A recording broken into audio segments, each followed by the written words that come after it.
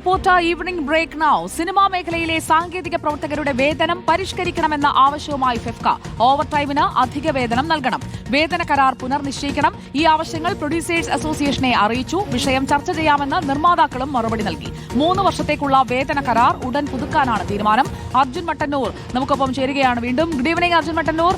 Over ടൈമിന് കൂടുതൽ വേതനം അത് എല്ലാ തൊഴിൽ മേഖലയിലും ഉള്ളതാണ്. അതേക്കുറിച്ച് ഇപ്പോൾ മുന്നോട്ട് വെച്ചിരിക്കുന്ന സാങ്കേതിക പ്രവർത്തകരുടെ ആവശ്യം, അതിന് അനുകൂലമായ ഒരു സമീപനമാണോ നിർമ്മാതാക്കളുടെ ഭാഗത്തു നിന്ന് വരുന്നത്?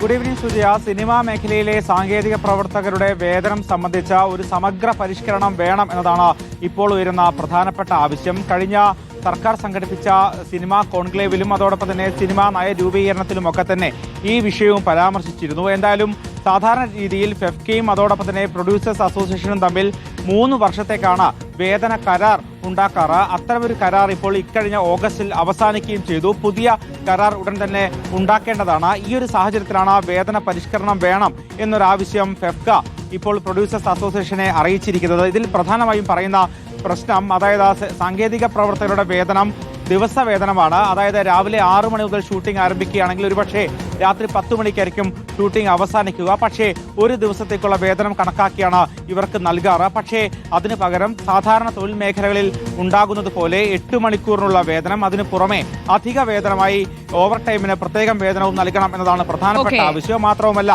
കാലോചിതമായ പരിഷ്കരണവും വേതനത്തിന്റെ കാര്യത്തിൽ വേണം എന്ന് ആവശ്യപ്പെടുന്നുണ്ട്.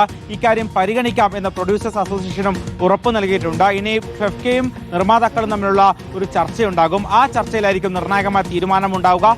അങ്ങനെയെങ്കിൽ ഇനിയുള്ള 3 വർഷത്തേക്കുള്ള പുതിയ കരാറിൽ വേതന പരിഷ്കരണം ഉറപ്പുവരുത്തുമെന്നാണ് ഇവർ പറയുന്നത് സുജയ.